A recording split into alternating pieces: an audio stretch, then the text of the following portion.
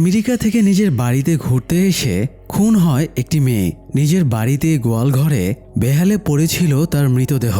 কিন্তু তাকে কেন খুন করা হলো? হিংসা, পারিবারিক বিবাদ, নাকি অন্য কোনো কারণ? খুনের আসল মোটিভ কি সামনে আসবে কখনো?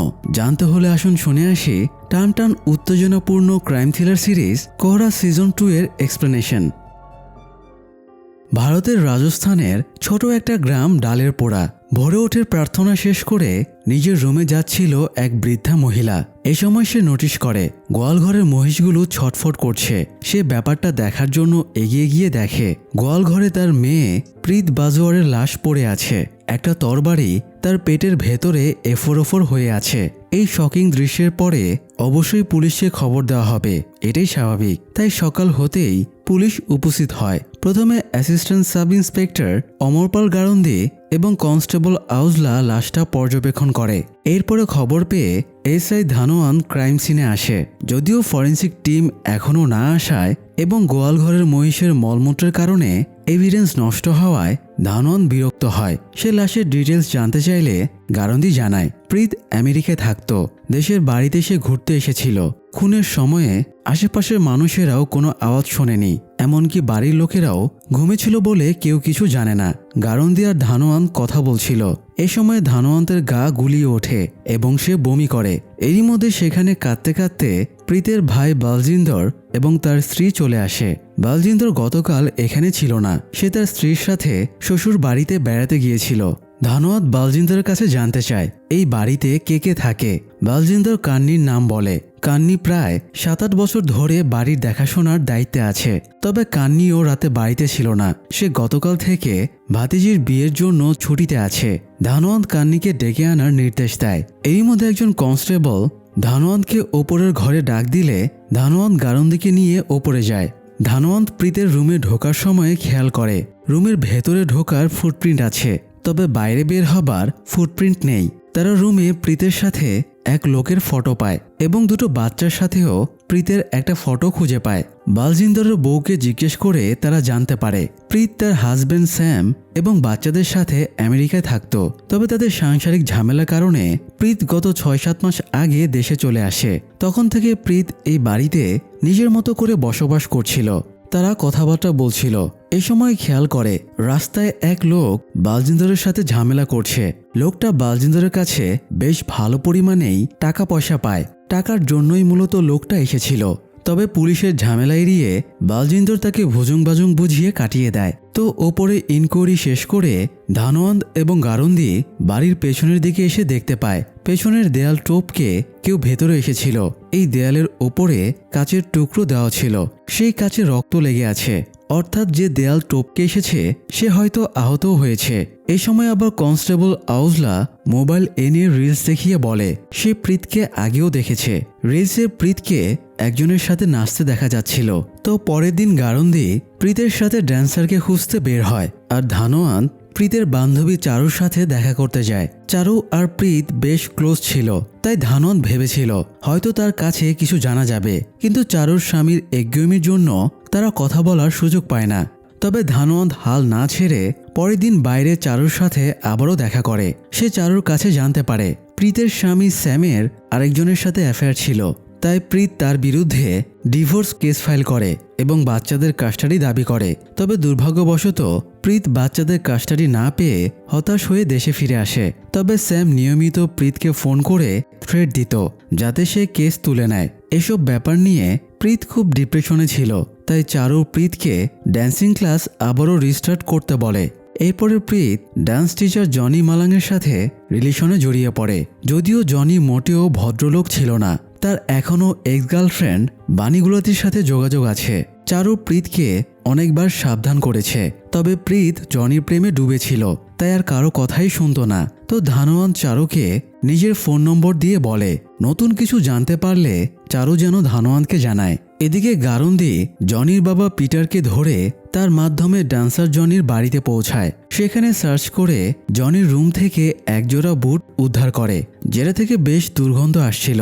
এছাড়া গারন্দি এটিএম বুথ থেকে টাকা উইথড্রোর একটা স্লিপও পায়। পিটারকে একটু প্রেশার দিতেই সে স্বীকার করে আজ সকালে জনি এসে কিছু টাকার জন্য রিকোয়েস্ট করেছিল। তাই পিটার জনিকে টাকা তুলে এনে দেয়।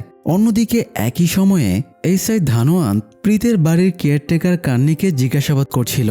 কান্নি জানায় সে বিয়েতে যাবার আগে রাতে প্রীতের সাথে কেউ দেখা করতে এসেছিল।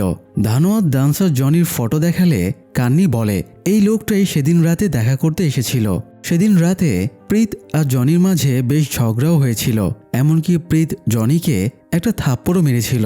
জনি ধাক্কাধাক্কি শুরু করলে কান্নি বাধা দিতে এগিয়ে যায়। তখন জনি বাইক নিয়ে চলে যায়। প্রীত ও কান্নিকে এই ব্যাপারটা চেপে যেতে বলে এবং কাউকে ঘটনাটা জানাতে বারণ করে। এরই মধ্যে গারন্দি এবং আউজলা জনির বুট জোড়া নিয়ে হাজির হয়। তারা বুটের ফুটপ্রিন্ট মিলিয়ে দেখবে প্রীতের বাড়ির ফুটপ্রিন্টের সাথে মেলে কিনা। যাই হোক, পরের দিন একজন ইনফর্মারের কাছে জানা যায় সে জনিকে দেখেছে। তাই ধানোয়ান্ত গারন্দিকে নিয়ে ইনফর্মারের কথা মতো স্টেশনে গিয়ে এক চাওয়ালার কাছে জানতে পারে সকাল 6:30টার দিকে জনি এখানে চা এবং সিগারেট খেয়েছিল। ইনফরমেশন নিয়ে তারা চলে যাবার পরে চাওয়ালার কাছে একটা ছেলে এসে এক দম্পতির ফটো দেখিয়ে ফটোর ছেলেটার ব্যাপারে জিজ্ঞেস করে, তবে চাওয়ালা চেনে না বলে এড়িয়ে যায়। এদিকে ধানোয়ান্ত এবং গারন্দি স্টেশনের সিসিটিভি ফুটেজ চেক করতে যায়।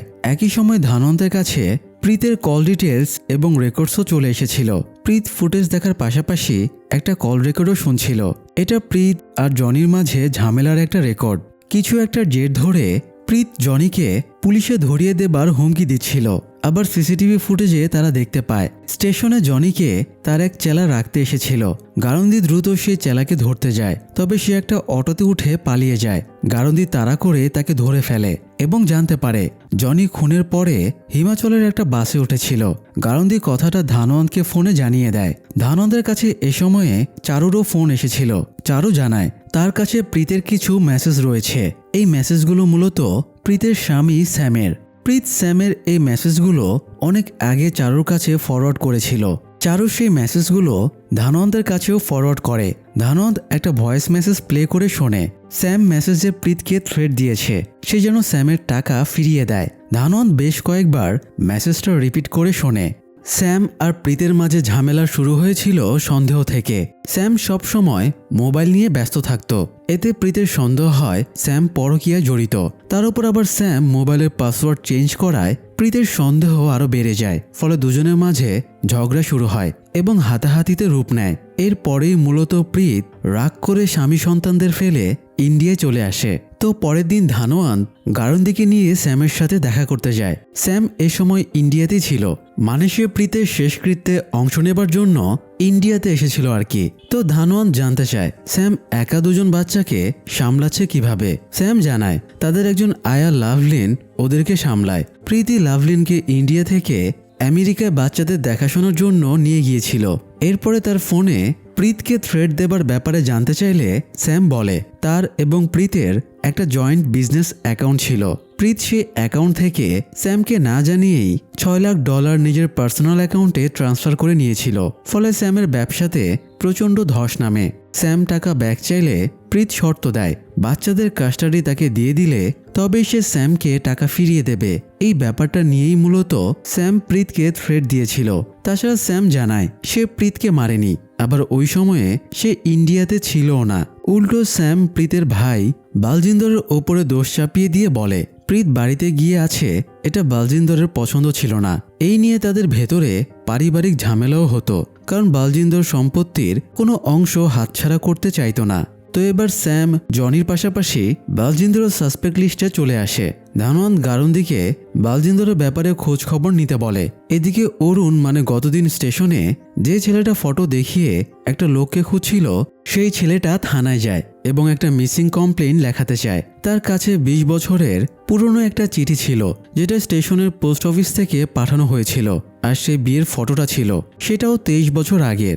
অরুণ জানায় ফটোর এই লোকটা তার বাবার সাথে তার কখনোই দেখা হয়নি, তাই সে বাবাকে খুঁজে পেতে চায়। যদিও 20 বছরের পুরনো একটা চিঠি এবং 23 বছরের পুরনো ফটো দিয়ে কাউকে খুঁজে পাওয়া মুশকিল, তবুও ডিউটি অফিসার অরুণকে একটা ফর্ম দিয়ে সেটা পূরণ করতে বলে।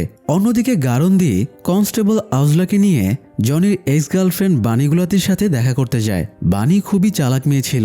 সে ইজিলি ভুজুং বাজুং বুঝিয়ে সিচুয়েশন আন্ডার কন্ট্রোলে নিয়ে নেয়। তাই গারন্দির বাণীর উপরেও সন্দেহ হয়। সে বুঝতে পারে বাণী যা কিছু বলেছে সব ফেক, তাই সে আউজলাকে বাণীর ডিটেলস কালেক্ট করতে বলে। তারপরে ধানওয়ান্তের কাছে এসে রিপোর্ট করে যদিও একজন মেয়েকে জিজ্ঞাসাবাদ করতে গেছে অথচ সাথে মহিলা স্টাফ রাখেনি। এতে ধানওয়ান্ত একটু বিরক্ত হয়। এই সময় একজন স্টাফ এসে জানায় জনির স্টুডিওর মালিক হারিশ ডুঙ্গেল দেখা করতে এসেছে।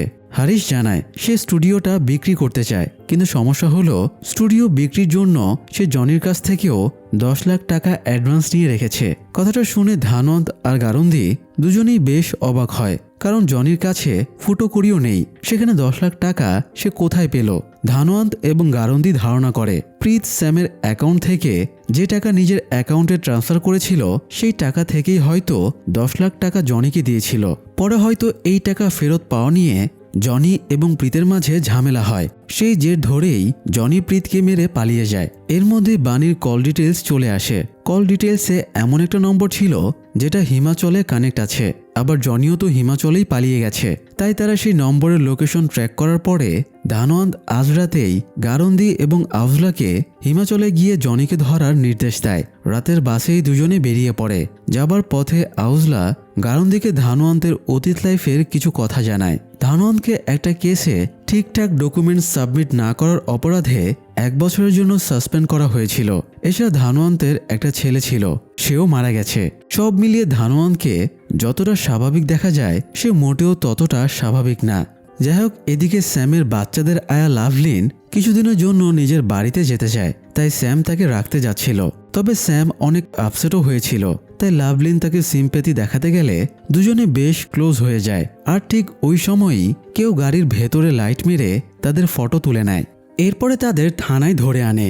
একটু পরে ধানওয়ান্ত আসলে স্যাম এবং লাভলিন অভিযোগ করে কনস্টেবল তাদেরকে অন্যায়ভাবে ধরে এনেছে আর মামলাটা সেটেল করার জন্য 5 লাখ টাকা ঘুষ চাইছে। ধানওয়ান্ত কনস্টেবলকে ভিডিও ডিলিট করার নির্দেশ দেয় আর এভিডেন্স হিসেবে কেস ফাইলে এদের দুজনের পরকীয়ার কথা উল্লেখ করতে বলে। পাশাপাশি ধানওয়ান্ত লাভলিনকে বলে এখন থেকে লাভলিনকেও সন্দেহভাজন হিসেবে ধরা হবে। প্রীতকে মারার পেছনে লাভলিনের মোটিভ হলো প্রীত না থাকলে সে স্যাম এবং স্যামের প্রপার্টির অধিকার পেয়ে যাবে, তাই তাকেও সন্দেহ করার যথেষ্ট কারণ রয়েছে। যাই হোক, এদিকে গারন্দি এবং আউজলা হিমাচলে পৌঁছে সেই ক্যাফেতে যায় যেখান থেকে জনি বাণীকে ফোন করেছিল। ক্যাফের ম্যানেজারের কাছে জানা যায় জনি একটা ইসরায়েলি মেয়েকে নিয়ে 2 একবার এখানে এসেছিল। এই এলাকায় প্রায় ফরেনাররা মেডিটেশনের জন্য আসে, তো তারা এবার একটা মিশনারিতে গিয়ে ইসরায়েলি মেয়েদের ডিটেলস কালেক্ট করে নেয়। এরপরে সে অ্যাড্রেসগুলোতে গিয়ে খোঁজ নিতে শুরু করে। অবশেষে গারন্দি একটা হোটেলে ইসরায়েলি মেয়ের কাছে গিয়ে বুঝতে পারে জনি এখানেই আছে, কারণ মেয়েটার রুমের ভেতরে এক জোড়ো জুতা পাওয়া যায় যা থেকে খুব দুর্গন্ধ আসছিল। সেম দুর্গন্ধ গারন্দি জনির বাড়িতে থাকা জুতোতেও পেয়েছিল। জনি এ সময় বাইরে ছিল, তাই তারা জনির জন্য ঘাপটি মেরে থাকে। তবে হোটেলে ফেরার সময়ে জনি পুলিশের উপস্থিতি বুঝতে পেরে দৌড় দেয়। গারন্দি আর আউজলা জনিকে তাড়া করে। এক পর্যায়ে রাস্তা ব্লক হয়ে যাওয়ায় গারন্দি জনিকে ধরে ফেলে এবং গ্রেপ্তার করে নিয়ে আসে। এদিকে বালজিন্দর প্রপার্টি বিক্রির জন্য একজন দালালকে জমি দেখাতে নিয়ে যায়। সেখানেও তার পাওনাদার এসে বাউল শুরু করে। তবে বালজিন্দর তাকে কোনোভাবে বুঝিয়ে সুঝিয়ে দূর করে দেয়, কিন্তু দালাল জানায় তার ক্লায়েন্ট এই সম্পত্তি কিনবে না, কারণ বালজিন্দরের শালা নাকি ক্লায়েন্টকে ফোন করে হুমকি দিয়েছে যাতে এই জমি না কেনে। কথাটা শুনে বালজিন্দর বেশ রেগে যায়। অন্যদিকে ধানওয়ান্ত গিয়েছিল প্রীতের লয়ারের কাছে। লয়ার জানায় বালজিন্দর আর প্রীতের মাঝে সত্যি সম্পত্তি নিয়ে ঝামেলা চলছিল। প্রীত জানতে পেরেছিল তার বাবা অনেক সম্পত্তি রেখে গিয়েছেন। বালজিন্দর নিজের ইচ্ছে মতো সম্পত্তি ভোগ এবং বিক্রি করছিল। তাছাড়া মাহি নামের একজনের সাথে বালজিন্দরের পরকীয়ার সম্পর্ক ছিল। সে সম্পত্তির কিছু অংশ গোপনে মাহির নামেও ট্রান্সফার করতে চাইছিল, তাই প্রীত নিজের অংশের সম্পত্তি দাবি করে। বালজিন্দর দিতে অস্বীকার করলে প্রীত কোর্টে মামলা করে। ধানওয়ান্ত সব শুনে বুঝতে পারে বালজিন্দরেরও প্রীতকে হত্যা করার যথেষ্ট কারণ আছে। এছাড়াও ধানওয়ান্তের কাছে প্রীত এবং স্যামের ব্যাংক ডিটেলস চলে আসে। এতে সে জানতে পারে প্রীত সত্যি স্যামের অ্যাকাউন্ট থেকে $6 লাখ নিজের অ্যাকাউন্টে ট্রান্সফার করেছিল। আবার প্রীত নিজের অ্যাকাউন্ট থেকে 10 লাখ টাকা উইথড্র করেছিল। তার মানে এটা তো প্রমাণ হয়েই গেল স্যামের কথা সত্যি। পাশাপাশি এটাও শিওর হওয়া গেল জনি যে 10 লাখ টাকা অ্যাডভান্স হিসেবে স্টুডিও মালিককে দিয়েছিল সেই টাকাটাও প্রীতি জনিকে দিয়েছিল। যাই হোক, এদিকে অরুণ ধারিওয়ালে একটা অর্গানাইজেশনের অফিসে আসে। এরা মিসিং লোকদের খুঁজে পেতে হেল্প করে। মূলত গতরাতে এক ভিখারির কাছে অরুণ এই অর্গানাইজেশনের ব্যাপারে জানতে পেরেছে। তো অরুণ বাবার ডিটেলস দিয়ে বাবাকে খোঁজার ব্যাপারে হেল্প চায়। অরুণের বাবার নাম রাকেশ কুমার। অরুণ স্টাফকে জানায় বাবা ছেড়ে আসার পরে ছোটবেলাতেই অরুণের মা মারা যায়। এরপরে সে বিভিন্ন আত্মীয়দের কাছে মানুষ হয়েছে। সে জানে না তার বাবা বেঁচে আছে না মরে গেছে। বড় হতেই সে বাবাকে খুঁজতে বেরিয়ে গেছে। স্টাফ বলে যে সময় অরুণের বাবা মিসিং হয়েছে সেই সময় এখানে রাজু সিরধা নামের একজন এজেন্ট ছিল, যে গ্রাম থেকে লোকদের এনে শহরে কাজ দিত। স্টাফ ধারণা করে রাজু হয়তো অরুণের বাবা রাকেশের ব্যাপারে কিছু জেনে থাকতে পারে। এদিকে ধানোয়ান্ত বাড়ি ফিরে দেখে তার স্বামী তাদের ছেলের বাইকটা বিক্রি করে দিচ্ছে। এটা দেখে ধানোয়ান্ত খুবই রেগে যায়। আসলে ছেলের মৃত্যুর পরে তারা দুজনে এখনও স্বাভাবিক হয়ে উঠতে পারেনি। তাছাড়া ছেলের মৃত্যুর জন্য ধানোয়ান্ত তার স্বামীকেই দায়ী করছিল, তাই অপরাধ বোধে তার স্বামী আরও বেশি ভেঙে পড়ে। যাই হোক, এদিকে জনিকে গ্রেপ্তারের নিউজ পাওয়া মাত্রই তার এক্স গার্লফ্রেন্ড বানি ঘাবড়ে যায়। সেও পালানোর চেষ্টা করে, তবে তার আগেই পুলিশ বানিকেও গ্রেপ্তার করে নিয়ে যায়। বানিকে জিজ্ঞাসাবাদ করে, এমনকি দুটো থাপ্পড় দিলেও সে মুখ খোলে না। আবার জনিও কিছু স্বীকার করছিল না। এরই মধ্যে থানায় রিপোর্ট আসে স্টেশনের কাছে মাহি ভার্মা নামের একজনের ওপরে অ্যাটাক হয়েছে। ধানোয়ান্তের খেয়াল হয় বালজিন্দরের পরকীয়া প্রেমিকের নাম মাহি ভার্মা। তাই ধানোয়ান্ত গারুন্দিকে নিয়ে হাসপাতালে মাহিকে দেখতে যায়। এর ঠিক একটু পরেই অস্থির হয়ে বালজিন্দর কেবিনে ছুটে আসে। মাহিকে বেহাল দশায় দেখে বালজিন্দর আবারও ফিরে যাচ্ছিল, তবে গারুন্দি তাকে জোরপূর্বক থামায়। এরপরে ধানোয়ান্ত জানতে চায় মাহিকে কে অ্যাটাক করেছে। বালজিন্দর জানায় তার শালা কারামজাতের বাড়ির একজন স্টাফ পাম্মা মাহিকে অ্যাটাক করেছে। কারামজাত প্রায় মাসখানেক ধরে মাহিকে বাড়ি খালি করার জন্য থ্রেট দিচ্ছিল। এই বাড়িটা বালজিন্দরই মাহিকে কিনে দিয়েছিল। এটা কারামজাত সহ্য করতে পারছিল না। সেও তার বোনের অংশ বুঝে নিতে চাইছিল। সেই রাগ থেকেই সে মাহিকে অ্যাটাক করিয়েছে। তো ধানোয়াত আর গারুন্দি হাসপাতাল থেকে থানায় ফিরে জানতে পারে জনি তার স্টেটমেন্ট দিতে রেডি। জনি জানায় সে প্রীতকে খুন করেনি, তার উদ্দেশ্য ছিল জাস্ট প্রীতের কাছ থেকে টাকা হাতানো। নতুন স্টুডিও এবং ডান্স স্কুল খুলতে জনির অনেক টাকার প্রয়োজন ছিল, তাই বানি জনিকে পরামর্শ দিয়েছিল জনি যেন প্রীতকে পটিয়ে তার কাছ থেকে টাকা হাতিয়ে নেয়। তো জনি মূলত বিয়ের প্রলোভন দেখিয়ে প্রীতের কাছ থেকে প্রথমে 10 লাখ টাকা নিয়ে নেয়। সে আরও টাকা নিত, তবে তার আগেই প্রীত তার সত্যিটা জেনে যায়। সেদিন রাতে প্রীতের বাড়িতে এই নিয়ে দুজনের মধ্যে ঝামেলা হয়েছিল। প্রীত জনিকে থ্রেট দিয়েছিল আগামীকাল সকালের ভেতরে টাকা ফেরত না দিলে সে থানায় কেস করবে। টাকা দেবার ভয়ে সেদিন ভোরেই জনি হিমাচলের বাসে চড়ে পালিয়ে যায়। ধানোয়ান্ত জনির স্টেটমেন্ট বিশ্বাসও করে না, আবার অবিশ্বাসও করে না। সে আপাতত ব্লাড রিপোর্ট না আসা পর্যন্ত স্টেটমেন্টটাকে হোল্ড রাখতে বলে। এদিকে অরুণ রাজু সিরদাকে খুঁজে বের করে তাকে বাবার ফটো দেখিয়ে তার ব্যাপারে জিজ্ঞেস করে। ফটো দেখেই রাজু বেশ ঘাবড়ে যায়। সে অরুণকে এড়িয়ে গিয়ে বলে সে ফটোর লোকটাকে চেনে না। অরুণ বুঝতে পারে লোকটা তাকে মিথ্যা বলছে, তাই সে চাপাচাপির চেষ্টা করলে রাজু তাকে ধাক্কা দিয়ে বাড়ি থেকে বের করে দেয়। অন্যদিকে ব্লাড রিপোর্ট আসলে জানা যায় রিপোর্ট জনির সাথে ম্যাচ করছে না, অর্থাৎ জনি সত্যি বলছে সে প্রীতকে মারেনি। তো এবার ধানোয়ান্ত আর গারুন্দি মাহিকে অ্যাটাকের সিসিটিভি ফুটেজ চেক করে। ফুটেজে পাম্মাকে দেখা যায় সে একটা বাইক থেকে নেমে মাহিকে আচমকা মারধর করেছিল। এ সময় তারা নোটিশ করে পাম্মার ডান পায়ে চোট আছে, সে খুঁড়িয়ে হাঁটছিল। এতে তাদের সন্দেহ হয়, কারণ প্রীতের বাড়িতে যে ফুটপ্রিন্ট পাওয়া গেছে সেটা ডান পায়ের। আবার প্রীতের বাড়ির দেয়ালে থাকা কাচের টুকরোতে কেউ আহত হয়েছে, তাই তাদের সন্দেহ হয় পাম্মাই সেদিন প্রীতকে খুন করতে গিয়েছিল কিনা। হতে পারে কারামজাতি প্রীতকে মারার জন্য পাম্মাকে নির্দেশ দিয়েছিল। তারা আপাতত পাম্মার কল ডিটেলস বের করে এবং জানতে পারে প্রীতের মার্ডারের লোকেশন এবং মাহিকে অ্যাটাকের লোকেশন দুই জায়গাতেই পাম্মার মোবাইল অ্যাক্টিভ ছিল। এতে তাদের কাছে সলিড এভিডেন্স চলে আসে এবং তারা পাম্মাকে গ্রেপ্তার করার প্ল্যান করে। তবে পাম্মার বাড়িতে পৌঁছানোর আগেই সে পালিয়ে যায়।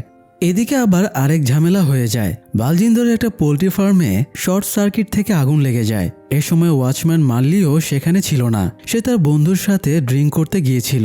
যতক্ষণে মাল্লি ফিরে আসে ততক্ষণে পুরো ফার্মে আগুন ছড়িয়ে গিয়েছিল। মাল্লি ফার্মের দরজা খোলার চেষ্টা করলে নিজেও আগুনে আহত হয়। তখন তার বন্ধু তাকে উদ্ধার করে সেখান থেকে পালিয়ে যায়। পরের দিন সকালে ধানওয়ান্ত খবর পেয়ে ঘটনাস্থলে চলে যায়। তবে সে পৌঁছানোর আগেই মিডিয়া পৌঁছে গিয়েছিল। কারণ ব্যাপারটা শুধু ফার্মে আগুন লাগার না, ফার্মের ভেতরে 4 জন লোককে শেকলে বেঁধে রাখা ছিল। তারা সবাই আগুনে ঝলসে গেছে। ধানওয়ান্ত এবং গারুন্দি ঘটনাস্থল পরিদর্শন করে এবং ভিকটিমদের হাসপাতালে পাঠিয়ে দেয়। পাশাপাশি বালজিন্দরকেও গ্রেপ্তার করা হয়। পুরো দেশেই নিউজটা ছড়িয়ে পড়েছিল। তাই অরুণও নিউজটা শুনে অস্থির হয়ে পড়ে। যেহেতু 4 জন লোককে শেকলে বাঁধা ছিল, তাই এটা শুনে অরুণের টেনশন হয় ওদের ভেতরে তার বাবাও আছে কিনা। তাই অরুণ দ্রুত ফার্মের কাছে ছুটে যায়। তবে ডিউটিরত পুলিশ তাকে ভেতরে যেতে দেয় না। আফটার অল এটা একটা ক্রাইম সিন। পুলিশ স্টাফ অরুণকে থাপ্পড় দিয়ে সরিয়ে দেয়। তবে একজনের অরুণের উপরে দয়া হলে সে জানায় আহত ভিকটিমদের সিভিল হাসপাতালে নিয়ে যাওয়া হয়েছে। এটা শুনে অরুণ হাসপাতালে চলে যায়। সেখানে গিয়ে 2 জন ক্লিনারের কাছে জানতে পারে 4 জনের 3 জন অলরেডি মারা গেছে। বাকি একজনের অবস্থাও ক্রিটিক্যাল। লোকটা সেন্সলেস ছিল। তাই অরুণ সকাল পর্যন্ত হাসপাতালে অপেক্ষা করে। সকালে জ্ঞান ফিরলে অরুণ বেঁচে থাকা ভিকটিমের সাথে দেখা করে এবং তার বাবার ফটো দেখিয়ে চেনে কিনা জিজ্ঞেস করে। লোকটার পুরো শরীরই পুড়ে গিয়েছিল, ঠিকমতো কথা বলতে পারছিল না। তবে সে রাকেশ কুমারকে চিনতে পারে এবং বলে সেও তাদের সাথে ফার্মে ছিল। এছাড়া লোকটা কোনো রকমে রাজুর নামটা বলে। এতে অরুণ শিওর হয়ে যায় রাজু অবশ্যই তার বাবার মিসিংয়ের সাথে কানেক্টেড। অরুণ হাসপাতাল থেকে বের হতে গিয়ে ধানওয়ান্তের সামনে পড়ে যায়। ধানওয়ান্ত ডাক দিলে অরুণ দৌড় দেয়। ধানওয়ান্ত অরুণকে তাড়া করে, তবে শেষ পর্যন্ত তাকে ধরতে পারে না। এদিকে গারুন্দি একটা বারে ওয়াচম্যান মাল্লির খোঁজ নিতে যায়। বারের স্টাফ জানায় মাল্লি তার বন্ধু লাক্ষার সাথে ড্রিঙ্ক করতে আসতো। তাই গারুন্দি লাক্ষার বাড়িতে খোঁজ নিতে যায়। লাক্ষার রুম সার্চ করে সে ব্যান্ডেজ পায়। লাক্ষা এ সময় বাড়িতে ছিল না, তাই সে অপেক্ষা করতে থাকে। একটু পরে লাক্ষা ফিরে আসতেই সে ধরে ফেলে এবং একটু চাপাচাপি করতেই লাক্ষা স্বীকার করে আগুন লাগার পেছনে মাল্লির হাত নেই। সে মাল্লিকে নিয়ে ড্রিঙ্ক করতে গিয়েছিল। ফিরে এসে দেখে ফার্মে আগুন জ্বলছে। মাল্লি আগুন নেভাতে গেলে তার হাত পুড়ে যায়। এই জন্য লাক্ষা তার হাতে ব্যান্ডেজ করে দিয়েছিল। আপাতত মাল্লি কোথায় তার জানা নেই। তো লাক্ষাকে ছেড়ে দিয়ে গারুন্দি ফিরে আসে। অন্যদিকে পাম্মা জেনে গিয়েছিল তাকে খোঁজা হচ্ছে, তাই সে সেফ জায়গায় পালিয়ে যায়। এদিকে ধানওয়ান্ত গারুন্দিকে নিয়ে থানায় এসে বালজিন্দরকে জিজ্ঞাসাবাদ করে। তবে বালজিন্দর কিছুই স্বীকার করে না। অন্যদিকে রাজু ফার্মের আগুনে 4 জনের পুড়ে যাবার নিউজ দেখে ঘাবড়ে যায়। এরই মধ্যে সেখানে অরুণ চলে আসে। অরুণের অ্যাগ্রেসিভ ফেস দেখে রাজু দৌড় লাগায়। তবে অরুণ তাকে ধরে ফেলে এবং মারতে শুরু করে। অরুণ আক্ষেপ করে বলে বুদ্ধি হয়ে আমি আমার মায়ের মুখটা দেখতে পাইনি, তোর কারণে আমি আমার বাবার মুখটাও দেখতে পেলাম না। অরুণ আক্ষেপে পাশ থেকে একটা ভারী পাথর দিয়ে রাজুকে আঘাত করে মেরে ফেলে। ধানওয়ান্ত খবর পেয়ে ফোর্স নিয়ে এসে দেখে অরুণ খুনের পরে লাশের পাশেই বসে আছে। তারা অরুণকে খুনের দায়ে গ্রেপ্তার করে নেয়। রাতে মাল্লি পোড়া হাত নিয়ে একজন ডাক্তারের কাছে যায়। ডাক্তার মাল্লিকে চিকিৎসার নামে বসিয়ে রেখে কাউকে ফোন করে। এদিকে পুলিশও মাল্লির লোকেশন জেনে যায়। তাই ধানওয়ান্ত ফোর্স নিয়ে বেরিয়ে পড়ে। তবে তারা পৌঁছানোর আগেই সেখানে পাম্মা পৌঁছে যায়। পাম্মাকে ছোটবেলা থেকেই কারামজাদের ফ্যামিলি পেলে পুষে বড় করেছে। তাই পাম্মা কারামজাদের জন্য জীবনও দিতে পারে। এই ডাক্তার মেবি মাল্লির ব্যাপারে কারামজাদকে ফোন করেছিল আর কারামজাদ পাম্মাকে সেখানে পাঠিয়ে দিয়েছিল যাতে সে মাল্লির মুখটা বন্ধ করে দিতে পারে। তো মাল্লি প্রাণ বাঁচাতে দৌড়ে ওপরের দিকে পালিয়ে যায়। এরপরে সে ছাদ থেকে লাফ দিয়ে সাইডে লুকিয়ে পড়ে। এরই মধ্যে পুলিশও পৌঁছে যায়। পুলিশ চারদিকে খুঁজতে শুরু করে। ধানওয়ান্ত একটা সাইডে একা চলে আসে এবং মাল্লিকে ধরে ফেলে, কিন্তু পেছন থেকে পাম্মা ধানওয়ান্তকে আঘাত করে। এরপরে মাল্লিকে মারতে এগিয়ে যায়। তবে ধানওয়ান্ত সহজে হাল ছাড়ে না। আহত অবস্থাতেও সে পাম্মার পায়ে কামড় ধরে। পাম্মা এতে রেগে গিয়ে ধানওয়ান্তকে অনেক মারধর করে। বাকি পুলিশেরাও সেখানে চলে আসায় পাম্মা ধানওয়ান্ত এবং মাল্লিকে ফেলে রেখে পালিয়ে যায়। গারুন্দি প্রথমে ধানওয়ান্তকে সামলে নেয়। এরপরে সে পাম্মাকে তাড়া করে। এক পর্যায়ে পাম্মা গারুন্দিকে অ্যাটাক করে। দুজনের মধ্যে ব্যাপক হাতাহাতি হয়। তবে শেষ পর্যন্ত গারুন্দি পাম্মাকে ধরে ফেলে এবং ফোর্সের বাকিরা আসলে তাদের হাতে তুলে দেয়। যাই হোক, পরের দিন সকালে একজন পাগল একটা স্কুলের সামনে শুয়েছিল। স্কুল বাস থেকে নামা একটা বাচ্চা পাগলটাকে দেখতে পেয়ে এগিয়ে যায়। বাচ্চাটা ভাবে পাগলটা ক্ষুধার্ত, তাই সে পকেট থেকে একটা চকলেট বের করে পাগলটাকে খেতে দেয়। ক্ষুধার্ত মানুষটা খুব তৃপ্তি ভরে চকলেটটা খায়। এরপর সে বাচ্চাটাকে আদর করার চেষ্টা করলে স্কুলের গার্ডেরা সেটা দেখে ফেলে এবং তাকে ছেলে ধরা অপবাদ দিয়ে মারধর করে পুলিশের হাতে তুলে দেয়। এদিকে গারন্দি হাসপাতালে ধানোয়ানকে দেখতে আসে। ধানোয়ান এখন বেশ স্টেবল। একই হাসপাতালে মাল্লিও ভর্তি ছিল। তাই তারা ডিউটিতে যাবার আগে ফার্মের লোকগুলোকে বাধা ছিল কেন জিজ্ঞেস করলে মাল্লি জানায় এরা বহু বছর ধরে ফার্মে কাজকর্ম করছিল। বালজিন্দর এদেরকে দাস হিসেবে আটকে রেখেছিল। এদেরকে দিয়ে সে ইচ্ছে মতো কাজকর্ম করাতো। ফার্ম বন্ধ হয়ে যাবার পরে মাল্লি লোকগুলোকে ছেড়ে দিতে রিকোয়েস্ট করেছিল, তবে বালজিন্দর লোকগুলোকে শেকলে আটকে রাখার নির্দেশ দিয়েছিল। মাল্লির কথা শুনে ধানোয়ান বেশ রেগে যায়। সে পুড়ে যাওয়া লাস্ট লোকটাকে দেখিয়ে বলে তোদের মতো পাষণ্ড মানুষের জন্যই আজ এদের এই হাল হয়েছে। তো যাই হোক, মাল্লিকে বকাঝকা করি বা কি লাভ, তাই তারা থানায় ফিরে আসে। থানায় এসে তারা প্রথম যে খারাপ খবরটা পায়, প্রীতের ঘাড়ে থাকা ফিঙ্গারপ্রিন্টের সাথে পাম্মার ফিঙ্গারপ্রিন্ট মিলছে না। এখন যদি ফিঙ্গারপ্রিন্ট না মেলে তাহলে পাম্মার বিরুদ্ধেও তারা স্টেপ নিতে পারবে না। তাই স্বীকারোক্তি আদায়ের জন্য পুলিশ পাম্মাকে বেদম মার দেয়। তবুও পাম্মা মুখ খুলে না। এরই মধ্যে বালজিন্দরের স্ত্রী টুইঙ্কেল ধানোয়ান্তের সাথে দেখা করতে আসে। ধানোয়ান্ত এবং গারন্দি তার সাথে আলোচনায় বসলে টুইঙ্কেল বলে পাম্মাকে আপনারা যতই টর্চার করেন না কেন সে কিছুতেই মুখ খুলবে না। সে পুলিশকে ঘৃণা করে, কারণ 1994 সালে একবার পুলিশ তার বাবা মাকে তুলে নিয়ে গিয়েছিল। পরের দিন সকালে পাম্মার বাবার লাশ পাওয়া যায়, কিন্তু তার মায়ের কোনো ট্রেস ছিল না। পরে জানা যায় 8 জন কনস্টেবল লাগাতার 1 সপ্তাহ ধরে পাম্মার মাকে রেপ করেছিল। সেই থেকে পাম্মা পুলিশকে সহ্য করতে পারে না। ওই সময় টুইঙ্কেলের ফ্যামিলি পাম্মার পাশে দাঁড়িয়েছিল, তাই পাম্মা মরে যাবে তবুও তার ফ্যামিলির ক্ষতি হতে দেবে না। টুইঙ্কেল গ্যারান্টি দিয়ে বলে পাম্মা প্রীতকে মারেনি। অ্যাকচুয়ালি টুইঙ্কেল নিজেই পাম্মাকে প্রীতকে মারার জন্য নির্দেশ দিয়েছিল। প্রীতকে মারার জন্য পাম্মা দেয়াল টোপকে প্রীতের বাড়িতে ঢুকেছিল। এই সময় দেয়ালের কাজ তার পায়ে আঘাত লাগে, তবুও সে প্রীতের ঘরে যায়। তবে প্রীত ঘরে ছিল না। ইভেন পাম্মা প্রীতকে মারার আগেই অন্য কেউ প্রীতকে খুন করে দিয়েছিল। এখন এই কাজটা কে করেছে সেটা পাম্মা বা টুইঙ্কেল জানে না। টুইঙ্কেল যাতে ফেসে না যায় এই জন্যই মূলত পাম্মা এখনো মুখ বন্ধ করে আছে। ধানোয়ান জানতে চায় টুইঙ্কেল কেন প্রীতকে মারতে চাইছিল। টুইঙ্কেল জানায় প্রীতের কাছে সব ছিল, আমেরিকায় বাড়ি, ভালো হাজব্যান্ড, সন্তান, কোনো কিছুরই তার কমতি ছিল না। তবুও সে দেশের বাড়িতে বাবার সম্পত্তির ভাগ চাইছিল। বালজিন্দর অলরেডি সম্পত্তির প্রায় সব শেষ করে ফেলেছে। বাকি যেটুকু আছে সেটুকু যদি প্রীত নিয়ে নিত তাহলে টুইঙ্কেলের সন্তানের জন্য আর কিছুই অবশিষ্ট থাকতো না। এই রাগেই মূলত টুইঙ্কেল প্রীতকে মারতে চেয়েছিল। তো যাই হোক, ধানোয়ান কেস রিপোর্ট বানিয়ে ঊর্ধ্বতন কর্মকর্তার কাছে রিপোর্ট করে। সে জানায় ফার্মে পুড়ে যাওয়া লোকগুলোকে বালজিন্দরের পরিবার দাস হিসেবে আটকে রেখেছিল। ওদের মৃত্যুর জন্য বালজিন্দর দায়ী। এছাড়া প্রীতকে মারার জন্য টুইঙ্কেল পাম্মাকে পাঠিয়েছিল। তবে প্রীতকে অন্য কেউ খুন করেছে, কিন্তু কে খুন করেছে সেটার তদন্ত ধানোয়ান তার করতে চায় না, কারণ সে কেস সলভের জন্য 2 দিন সময় নিয়েছিল। 2 দিন অলরেডি পার হয়ে গেছে।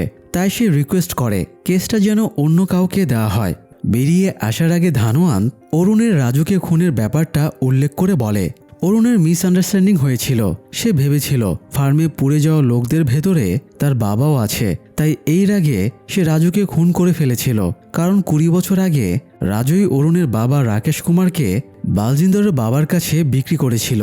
তবে ধানোয়ান জানতে পেরেছে ফার্মে পুড়ে যাওয়া লোকদের ভেতরে অরুণের বাবা ছিল না। কে জানে, হয়তো এখনও রাকেশ কুমার বেঁচেই আছে। যাই হোক, ঊর্ধ্বতন কর্মকর্তার ডেস্ক থেকে বের হয়ে ধানোয়ান্ত আর গারন্দি কথা বলতে বলতে বাইরে বের হচ্ছিল। তখন স্কুলের সামনে থেকে ধরে আনা পাগলটাকে দেখতে পায়। লোকটাকে দেখেই বোঝা যাচ্ছিল তার মেন্টাল হেলথ ঠিক নেই। তাই ধানোয়ান তাকে ছেড়ে দিতে বলে বাড়ি চলে যায়। পরের দিন গারন্দি থানায় ঢোকার সময় দেখে পাগলটা আবারও ফিরে এসেছে। কনস্টেবল জানায় পাগলটাকে চলে যেতে বললেও সে বারবার ফিরে আসছে। গারন্দি আর গুরুত্ব না দিয়ে নিজের ডেস্কে ফিরে যায়। সে অরুণের কেসের ফাইল দেখছিল। ফাইলে রাকেশ কুমারের ফটো দেখে তার মনে খটকা লাগে। থানায় যে পাগলটা বসে আছে তার সাথে রাকেশের চেহারার বেশ মিল। সে ফটোটা নিয়ে পাগলটার কাছে যায় এবং তাকে দেখায়। ফটোতে স্ত্রীকে দেখে সে ইমোশনাল হয়ে যায়। এরই মধ্যে থানায় ধানোয়ান চলে আসে। গারুন্দি তাকেও নিজের সন্দেহের কথা জানায়। এরপরে গারুন্দি পাগলটাকে নিয়ে অরুণের সেলের সামনে যায়। অরুণেরও সন্দেহ হচ্ছিল এটাই হয়তো তার বাবা রাকেশ কুমার। শিওর হবার জন্য এবার পাগলটাকে বালজিন্দরের সেলের সামনে নিয়ে যাওয়া হয়। বালজিন্দরকে দেখেই পাগলটা প্রথমে ঘাবড়ে যায় এবং আতঙ্কিত হয়ে পড়ে। এরপরে আচমকাই সে আক্রোশে বালজিন্দরের দিকে তেড়ে যায়। দ্রুত পাগলটাকে সরিয়ে নিয়ে যাওয়া হয় এবং গারুন্দি বালজিন্দরকে বলে, এবার সত্যিটা স্বীকার কর, না হলে পাগলটাকে তোর সেলের ভেতরে ছেড়ে দেব। বালজিন্দর স্বীকার করে এই পাগলটাই রাকেশ কুমার। 20 বছর ধরে সে তার দাস হয়েছিল, তবে সে পাগল হয়ে যাওয়ায় 2 সপ্তাহ আগে তাকে ছেড়ে দেওয়া হয়েছিল। কথাটা শুনে তারা বেশ রেগে যায়। ধানওয়ান্তের খেয়াল হয় রাকেশকে থানা থেকে ছেড়ে দেবার পরেও সে বারবার ফিরে আসছিল। তাই যেখানে তাকে 20 বছর আটকে রাখা হয়েছিল সেই বালজিন্দরের বাড়িতে নিয়ে গেলে হয়তো জানা যেতে পারে সেখানে রাকেশের সাথে কি ঘটেছিল। তাই তারা রাকেশকে বালজিন্দর বা প্রীতের বাড়ির সামনে নিয়ে গিয়ে ছেড়ে দেওয়া হয়। রাকেশ তার পুরনো অভ্যাস মতো একদম ঠিকঠাকভাবে বাড়ির ভেতরে ঢোকে এবং গোয়ালঘরে গিয়ে সে কোলে নিজের পা বেঁধে ফেলে। সে কাজটা করে অনেকটা অবচেতন মনে। ঠিক একই ঘটনা ঘটেছিল প্রীতের মার্ডারের দিন। আসলে সেদিন যেটা ঘটেছিল, ওই রাতে প্রীত এবং জনির মাঝে ঝামেলা হয়। জনি রাগারাগি করে বাইকে চলে যাওয়ার পরে কান্নিও বিয়ে খেতে বেরিয়ে যায়। তার কিছুক্ষণ পরেই নিজের স্বভাব মতো রাকেশ বাড়িতে ফিরে আসে। মানে তাকে আগেই ছেড়ে দেওয়া হয়েছিল, তবে মানসিক রোগী হওয়ায় সে চিরচেনা জায়গায় আবারও ফিরে আসে।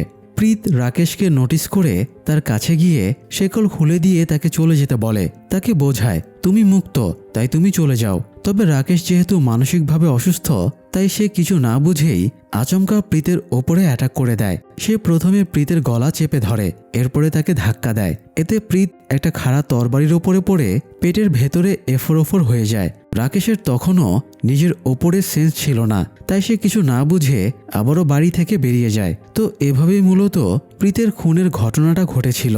যাই হোক, পরের দিন সকালে প্রীতের মাকে তারা ব্যাপারটা জানায়। প্রীতের মা রাকেশকে গালমন্দ করে বলে, ওকে আমরা এত বছর ধরে খাইয়ে পড়িয়ে পালন করেছি।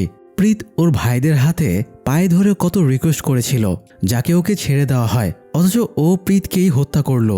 ধানন্দ রেগে গিয়ে বলে, প্রীতকে রাকেশ খুন করেনি, বরং আপনারা খুন করেছেন। এত বছর ধরে আপনারা যে ওর সাথে জানোয়ারের মতো আচরণ করেছেন সেটারই ফল পেয়েছেন আপনারা। এই বলে ধানন্দ চলে যায়। সেই সাথে এই জটিল কেসটারও সমাধান হয়ে যায়।